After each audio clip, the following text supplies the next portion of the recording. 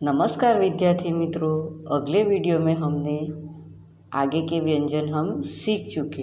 अब इस व्यंजन की चर्चा करें तो अगले वीडियो में हमने य से यति, य से यज्ञ, र से रथ, र से रस्सी, ल से लहसुन, ल से लट्टू, व से वक, व से वट, इतने सारे व्यंजन सीख चुके हैं।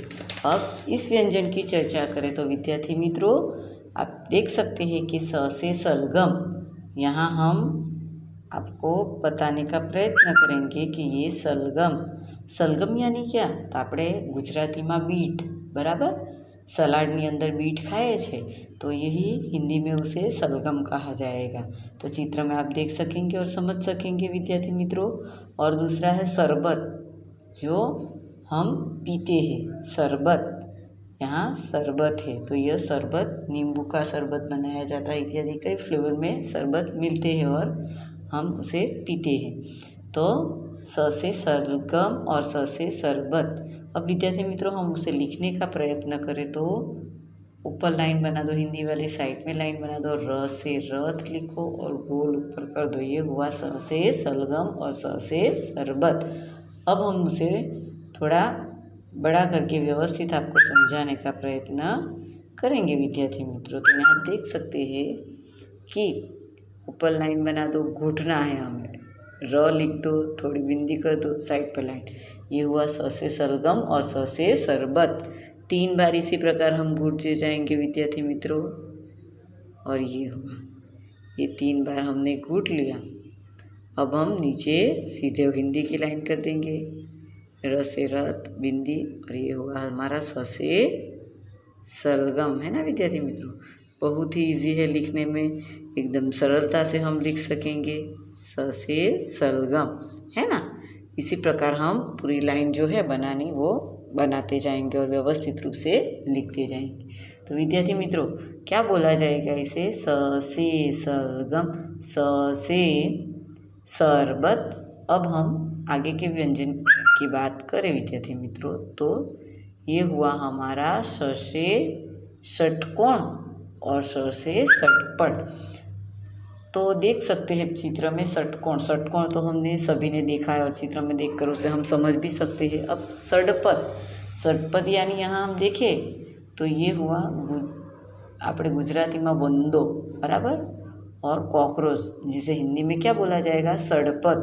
तो ये हुआ हमारा सड़पट। चित्र में आप देख सकेंगे और पहचान भी देखते ही आप पहचान जाएंगे क्या कहेंगे, लेकिन हिंदी में उसका नाम थोड़ा अटपटा है, जो है सड़पट। तो हम उसे लिखने का प्रयत्न करेंगे विद्यार्थी मित्रों। ऊपर लाइन बना दो और प जैसा बना और बीच में बना दो, यानी स से षटकोण और स से सड़पत।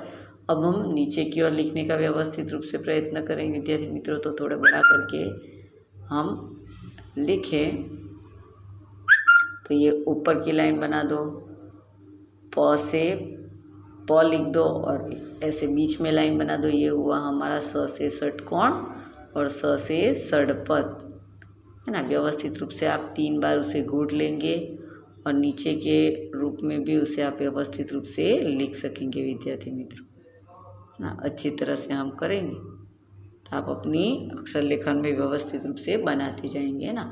स से षटकोण, स से षटपट। अब हम आगे के व्यंजन की चर्चा करें विद्यार्थी मित्रों, तो हम देख सकते हैं चित्र में आप व्यवस्थित रूप से देखेंगे कि स से सरोता और स से सर। तो चित्र में आप सरोता को देखकर पहचान जाएंगे। क्या આપણે ગુજરાતીમાં એને सूड़ी કહીએ, सूड़ी એટલે સોપારી કાપવા માટે सूड़ीનો उपयोग થાય છે, जिसे हिंदी में क्या बोला जाएगा, सरोता। और स से सर्प, सर्प એટલે સાપ, बराबर। चित्રમાં જોશો એટલે તમે ઓળખી જશો। तो स से सरोता, स से सर्प। अब हम विद्यार्थी मित्रों से व्यवस्थित रूप से ऊपर लाइन बना दो, र लिख दो, बीच में बना दो। ये हुआ हमारा स से सरोता और स से सर्प। अब हम व्यवस्थित रूप से और बड़ा करके मैं आपको समझाती जाऊंगी व्यवस्थित रूप से। स ऊपर लाइन बना दो, र बना दो। ये हुआ हमारा स से सरोता और स से सर, है ना विद्यार्थी मित्रों। बहुत ही इजी है। आगे के अगर व्यंजन हम सीख चुके हैं तो पीछे वाले व्यंजन लिखने में बहुत ही हमें सरलता रहेगी। ये हुआ हमारा स से सरोता और स से सर्प। ये रहा, है ना, अच्छी तरह से हम लिख सकेंगे, है ना। अब हम आगे के व्यंजन की चर्चा करें विद्यार्थी मित्रों। तो देख ह, है ना, ह से हल और ह से हथेली विद्यार्थी मित्रों। ह से हल और ह से हथेली। ह से हल, हल એટલે ખેડૂતો जो ખેતરની અંદર માટીને ખેતી કામ માટે ઉપયોગી કરવા માટે, ખેડવા માટે, માટીને ખેડવા માટે જેનો ઉપયોગ કરે છે તો એ હલ તમે चित्રમાં જોશો એટલે ઓળખી જશો हल। और ह से हथेली यानी हमारे हाथ का जो पंजा होता है हथेली, तो उसे हथेली कहा जाएगा। अब लिखने में हम उसे लिखे तो छोटी सी लाइन बनाकर ये हुआ ह से हल और ह से हथेली, है ना विद्यार्थी मित्र। तो ये आप देख सकते हैं कि ह से हथेली किस प्रकार लिखे। तो हिंदी वाली लाइन बना दी और व्यवस्थित रूप से हम उसे करेंगे कि किस प्रकार करना है विद्यार्थी मित्रों। एक बार फिर से हम व्यवस्थित रूप से थोड़ा बड़ा करके आपको समझाने का प्रयत्न करेंगे। तो ये ऊपर लाइन बना दो, ये कर दो, ये हुआ हमारा ह। तो कैसे लिखेंगे, तो पहले छोटी सी लाइन ड कर दो और उसमें ह, तो ये हुआ ह से हल और ह से हथेली। 3 बार घुट लो और व्यवस्थित रूप से लिख सकेंगे आप। 3 बार घुटने के बाद ड और नीचे राउंड कर दो, ये हुआ हमारा ह से हथेली और ह से हल, है ना विद्यार्थी मित्रों। ये हुआ हमारा ह से हथेली और ह से हल। अब हमने ये व्यंजन को भी सीख चुके हम विद्यार्थी मित्रों। हम आगे की व्यंजन जो हमारा है और उसकी चर्चा हम बाद में करेंगे। हम ये 4 व्यंजन जो सीख चुके उसे एक बार हम रिपीट कर ले विद्यार्थी मित्रों के किस प्रकार हमने समझा।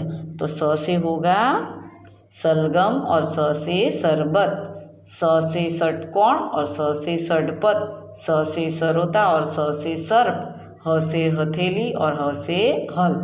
तो हम एक बार उसे लिखकर व्यवस्थित रूप से उसको लिखने का प्रयत्न करेंगे विद्यार्थी मित्र। थोड़ा बड़ा करके मैं आपको समझाऊँ तो आप व्यवस्थित रूप से लिख सकेंगे। तो ये हुआ हमारा, पहले एक बार घूट लेंगे, स से शरबत और स से जो है सलगम, स से षटकोण और स से षटपट, स से सरोता और स से सर्प, ह से हल और ह से हथेली, है ना विद्यार्थी मित्रों। तो हम एक बार लिखकर व्यवस्थित रूप से लिख सकेंगे। स से षटकोण, स से सर्प और ह से हथेली, इस प्रकार हम व्यवस्थित रूप से लिख सकेंगे। तो यहाँ तक हमने विद्यार्थी मित्रों अच्छी तरह से जो है स श और ह, देखिए विद्यार्थी मित्रों यहाँ पर हम 3 बार स, ये स और ये स, थोड़ा स 3 प्रकार के होते हैं। तो आप आगे गुजराती के मूलाक्षर है उसमें सीख चुके। अब अगले वीडियो में हम अगले व्यंजन की चर्चा करेंगे विद्यार्थी मित्रों, है ना।